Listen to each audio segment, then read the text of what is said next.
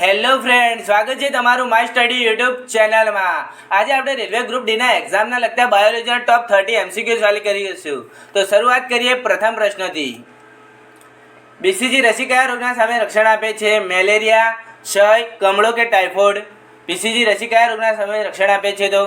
તો સાચો જવાબ છે ક્ષયના રોગના સામે રક્ષણ આપે છે બીસીજી રસી। નીચેના પૈકી કયા સૂક્ષ્મજીવોનો જંતુનાશક તરીકે ઉપયોગ કરી શકાય છે?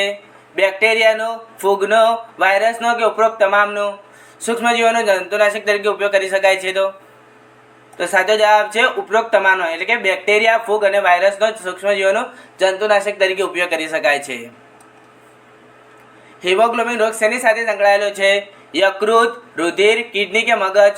હિમોગ્લોબિન રોગ શેની સાથે સંબંધ ધરાવે છે? તો સાચો જવાબ છે રુધિર સાથે સંબંધ ધરાવે છે હિમોગ્લોબિન। હાઇડ્રોફોબિયા શાના કારણે થાય છે? બેક્ટેરિયા દ્વારા, ફૂગ દ્વારા, વાયરસ દ્વારા કે પ્રોટોઝોઆ દ્વારા? હાઇડ્રોફોબિયા શાના કારણે થાય છે? તો સાચો જવાબ છે વાયરસ દ્વારા થાય છે હાઇડ્રોફોબિયા। કયા તત્વની ઉણપથી ગોઈટર થાય છે? નાઇટ્રોજન, કેલ્શિયમ, આયોડિન કે ફોસ્ફરસ? કયા તત્વની ઉણપથી ગોઈટર થાય છે? તો સાચો જવાબ છે આયોડિનની ઉણપથી ગોઈટર થાય છે। લોહીમાં શાની માત્રા વધુ પડવાથી બ્લુ બેબી સિન્ડ્રોમ નામનો રોગ થાય છે? મિથેગ્લોબિન, લીડ, આયરન કે નાઇટ્રેટ? લોહીમાં શાની માત્રા વધુ પડવાથી બ્લુ બેબી સિન્ડ્રોમ નામનો રોગ થાય છે? તો સાચો જવાબ છે મિથેગ્લોબિનની માત્રા વધુ પડવાથી બ્લુ બેબી નામનો રોગ થાય છે। લાંબા સમય સુધી ઉપવાસ કરવાથી શરીરના કયા અંગને સૌથી વધુ અસર થાય છે? આંતરડાને, ફેફસાને, હૃદયને કે કિડનીને? લાંબા સમય સુધી ઉપવાસ કરવાથી શરીરના કયા અંગને સૌથી વધુ અસર કરે છે? તો સાચો જવાબ છે કિડનીને સૌથી વધુ અસર કરે છે। બ્લડ કેન્સરના નિવારણ માટે વપરાયેલ રેડિયો આઇસોટોપ શું છે? Cobalt 60, sodium 24, iodine 131, phosphorus 32? Blood કેન્સરના નિવારણ માટે વપરાયેલ રેડિયો આઇસોટોપ શું છે? તો સાચો જવાબ છે કોબાલ્ટ 60 છે। અલ્ઝાઇમર રોગ માનવ શરીરના કયા અંગને થાય છે? કાન, મગજ, આંખ કે પેટ? અલ્ઝાઇમર રોગ માનવ શરીરના કયા અંગને થાય છે? તો સાચો જવાબ છે મગજમાં થાય છે અલ્ઝાઇમર રોગ। હાનિકારક કિરણોત્સર્ગની માનવ શરીરના કયા અંગોને સૌથી વધુ અસર થાય છે? આંખને, હૃદયને, મગજને કે ફેફસાને? કિરણોત્સર્ગ માનવ શરીરના કયા અંગને થાય છે? તો સાચો જવાબ છે આંખોને થાય છે સૌથી વધુ અસર। પોલિયો વાયરસ શરીરમાં કેવી રીતે પ્રવેશ કરે છે? મચ્છર કરડવાથી, દૂષિત ખોરાક અને પાણીથી, થૂંક દ્વારા કે કૂતરું કરડવાથી? પોલિયો વાયરસ શરીરમાં કેવી રીતે પ્રવેશ કરે છે? તો સાચો જવાબ છે દૂષિત ખોરાક અને પાણીથી પોલિયો વાયરસ થાય છે। પોલિયોનું કારણ શું છે? બેક્ટેરિયા, વાયરસ, કીડ કે ફૂગ? પોલિયોનું કારણ શું છે? તો સાચો જવાબ છે વાયરસ, જે પોલિયોનું કારણ છે। મગજનો રોગ કેવી રીતે ઓળખાય છે?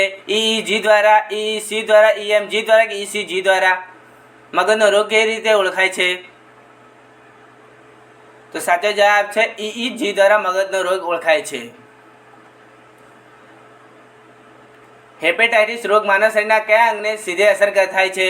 ફેફસાને, હૃદયને, લીવરને કે મગજને? હેપેટાઇટિસ રોગ માનવ શરીરના કયા અંગને સીધી અસર થાય છે?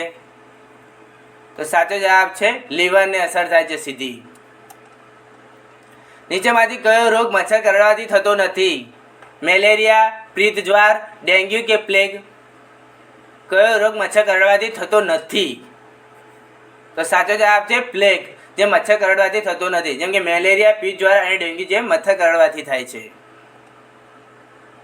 કોવિડ-19 એ કઈ ખાલી કે જન્ય રોગ છે? ચામાચીડિયા, વાયરસ, બેક્ટેરિયા કે એક પણ નહીં? કોવિડ-19 એ ખાલી કે જન્ય રોગ છે, તો સાચો જવાબ છે વાયરસ। કયા દિવસને વિશ્વ કેન્સર દિવસ તરીકે ગણવામાં આવે છે? 4 માર્ચને, 4 ફેબ્રુઆરીને, 4 જાન્યુઆરી કે 4 એપ્રિલને? વિશ્વ કેન્સર દિવસ ક્યારે ઉજવવામાં આવે છે? તો સાચો જવાબ છે 4 ફેબ્રુઆરીને વિશ્વ કેન્સર દિવસ તરીકે ઉજવવામાં આવે છે। નીચેના પૈકી કયો રોગ યકૃતના રોગ તરીકે ઓળખાય છે? ટાઇફોઇડ, મેલેરિયા, કમળો કે એડ્સ? યકૃતનો રોગ તરીકે કોને ઓળખવામાં આવે છે? તો સાચો જવાબ છે કમળાનો રોગ એ જે યકૃતનો રોગ તરીકે ઓળખવામાં આવે છે. ઓરલ પોલિયો રસીની શોધ કોણે કરી હતી? આલ્બર્ટ સેબિને, એડવર્ડ જેનરે, રોબર્ટ કોચે કે વર્નર બેરિંગે? ઓરલ પોલિયો રસીની શોધ કોણે કરી હતી? તો સાચો જવાબ છે આલ્બર્ટ સેબિને ઓરલ પોલિયો રસીની શોધ કરી હતી. 2023 સુધીમાં ટીબીનો અંત લાવવા WHO ઘોષણાપત્ર કયું હતું? પેરિસ ઘોષણાપત્ર, મોસ્કો ઘોષણાપત્ર, વોશિંગ્ટન ઘોષણાપત્ર કે મુંબઈ ઘોષણાપત્ર? WHO દ્વારા કયું ઘોષણાપત્ર બહાર પાડવામાં આવ્યું હતું? તો સાચો જવાબ છે મોસ્કો ઘોષણાપત્ર, જે ટીબીના અંત લાવવા માટે WHOએ ઘોષણાપત્ર બહાર પાડ્યું હતું. રાબોડો વાયરસ કયો રોગ થાય છે? શીતળા, અછબડા, હડકવા કે ઉપરોક્ત તમામ? રાબોડો વાયરસથી કયો રોગ થાય છે? તો સાચો જવાબ છે હડકવા થાય છે રાબોડો વાયરસથી. વિશ્વ મેલેરિયા દિવસ ક્યારે ઉજવાય છે? 28 ફેબ્રુઆરી, 10 જુલાઈ, 17 ઓગસ્ટ, 17 ઓક્ટોબર કે 25 એપ્રિલ? વિશ્વ મેલેરિયા દિવસ ક્યારે ઉજવાય છે? તો સાચો જવાબ છે 25 એપ્રિલે વિશ્વ મેલેરિયા દિવસ તરીકે ઉજવવામાં આવે છે. બ્લેક ડેથ કોને કહેવાય છે? કેન્સરને, પ્લેગને કે એડ્સને કે મેલેરિયાને? બ્લેક ડેથ કોને કહેવાય છે? તો સાચો જવાબ છે પ્લેગને બ્લેક ડેથ તરીકે ઓળખવામાં આવે છે. નીચેમાંથી કયો રોગ બેક્ટેરિયાથી થાય છે? ટીબી, પોલિયો, મેલેરિયા કે એડ્સ? બેક્ટેરિયાથી કયો રોગ થાય છે? તો સાચો જવાબ છે ટીબી, જે બેક્ટેરિયાથી થતો રોગ છે. કેન્દ્રીય ઔષધિ શોધ સંસ્થા ક્યાં આવેલી છે? હૈદરાબાદ, નાગપુર, કાનપુર કે લખનઉ? કેન્દ્રીય ઔષધિ શોધ સંસ્થા ક્યાં આવેલી છે? તો સાચો જવાબ છે લખનઉમાં કેન્દ્રીય ઔષધિ શોધ સંસ્થા આવેલી છે. નીચેમાંથી કયો બ્લડ ફ્લૂ વાયરસ છે? N5H1, N1H5, H5N1, H1N5? Blood flu virus કયો છે? તો સાચો જવાબ છે H5N1, જે બ્લડ ફ્લૂ વાયરસ છે. મનુષ્યમાં થતો રોગ પૈકી કયો રોગ વારસાગત રોગ છે? સંધિવા, હિમોફિલિયા, ક્ષય કે હડકવા? કયો રોગ વારસાગત રોગ કહેવાય છે? તો સાચો જવાબ છે હિમોફિલિયા, જે વારસાગત રોગ છે. ઓરી કઈ રીતે ફેલાય છે? માખી દ્વારા, હવા દ્વારા, પાણી દ્વારા કે પરોપજીવી જંતુ દ્વારા? ઓરી કઈ રીતે ફેલાય છે?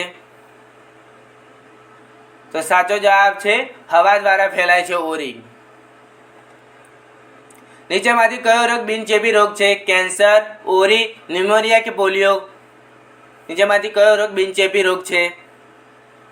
તો સાચો જવાબ છે કેન્સર, જે બિનચેપી રોગ છે. હવા દ્વારા ફેલાતો રોગ કયો છે? ડેન્ગ્યુ, કમળો, ફ્લૂ કે મેલેરિયા? હવા દ્વારા ફેલાતો રોગ કયો છે? તો સાચો જવાબ છે ફ્લૂ, જે હવા દ્વારા ફેલાતો રોગ છે. ફ્રેન્ડ, તમને અમારો વિડીયો ગમ્યો હોય તો લાઈક, શેર અને સબસ્ક્રાઈબ કરો. મળીએ નેક્સ્ટ લેક્ચરમાં. Bye bye.